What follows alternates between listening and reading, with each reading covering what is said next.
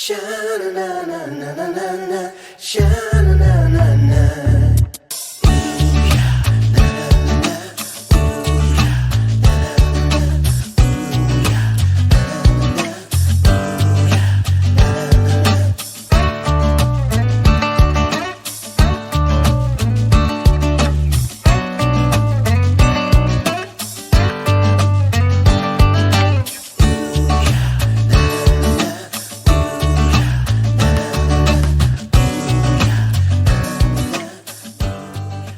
Hi everybody, this is Laura with Jot and Tittle Vintage Typewriters. Today we have a 1955 Olympia SM3 and it comes with a streamlined case.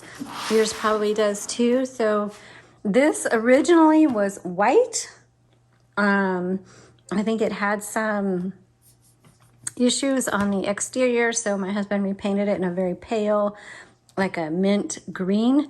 But these, they're not, the white is not as common as some of the other colors, like the brown or the maroon or something like that, or the dark green. But it does come in a gloss white. So let's go ahead and get started with the tutorial and take a look at what we got. Okay, so first off, I always put my typewriters on a non-slip typing pad. If you need one, you can get it on our website at Jot and Tittle Vintage Typewriters. Now this typewriter, the tab sets on the Olympia are on the very back. So I'm going to lift this up and we'll take a look at it.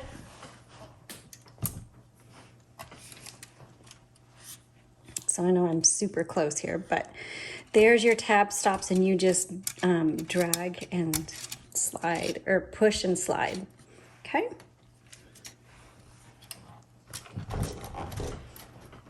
Now tabs are, if you don't know what they are, you can set the carriage to stop at certain points. Okay. This is your carriage and the carriage release lever is right here. You press down and it goes back and forth. All right, the release lever for the paper is right here, and I'll show you that in a second when I load some paper. And then the margins, to set your margins, you just squeeze and slide, okay? Now, your carriage is only gonna move as far as you have the margins set. Over here on the left side, you've got your return handle. And when you hit your return handle, you go back to the beginning of the line and it advances. And your line selector is right here. So it's going to advance either 1, 2, or 3 lines, okay? All right, let's go ahead and move it back over. Now, this is your carriage lock right here. So sometimes if you get an Olympia and it's been shipped to you, a lot of times like the carriage is locked, or if you're not using it, it's good to lock it just so you don't accidentally move the carriage around. So like I can't move the carriage, I can't go anywhere with it. If you get an Olympia and it's not moving, try releasing your carriage, and there you go. All right, so let's go ahead and look underneath the hood, so to speak, and what I do is I move the carriage over to the left so that handle is away from the top. And then you just grab it and pull. Inside, you're gonna see your type bars. Here's your tension selector, and that just determines how hard those type bars are gonna strike the paper. Here is your ribbon, and you can use a universal ribbon. If you're missing your original spools, you can purchase a universal ribbon on our website at jotandtittletypewriters.com. The link is in the description below. And to change it out with other typewriters, you can usually just pull it out, but you can't with the Olympia, because there are little metal arms on each side, but it's super simple. Just pull that back and lift out and pop in, and then make sure that arm goes back on there. Okay, now when you, this takes a 2-color ribbon, and most common is black and red. So when you do thread it, black is on the top, red is on the bottom. It has to thread through this little double barrel, what I call it. And same on this side. And then look at an up-close photo that we have in the listing. The link for the listing is in the description below, and you can, even if this is sold, you can go to that listing, find this photo and save it. And that way you have it for reference to kind of see how it is threaded. Now there's, I don't know if you can see it, but there's a little space in the metal right here, and it's going to be the same on the other side. And you're going to have to thread that ribbon through. So you're going to probably want like some latex gloves, or if you don't wear gloves, you're just going to have something handy to clean your hands because it's very messy. Now, when you get to the end of your spool, it's not the end of your ribbon. There's a lot of ink in there, or it's at the end of the ribbon, but it's not the end of your ink. It's a lot of ink in there. So you reverse the direction, and it doesn't matter which side, you just back and forth, okay? And that's how you reverse the direction. And there you go. So you just reverse that direction many, many times before you need to change out that ribbon. Okay, let's go ahead and close it.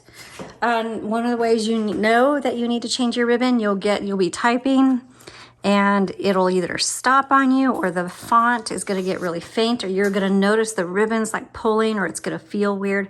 When that happens, always stop, don't panic, reverse the direction of your ribbon, and 9 times out of 10 it will fix your problem. Okay, so I am going to load a piece of paper. To load the paper, you load it right here. You'll kind of see this little metal, gosh, I don't even remember what it's called. It's super simple, but paper guide. Thank you. Okay, you just set it there, turn the handle, and it'll pull it right through.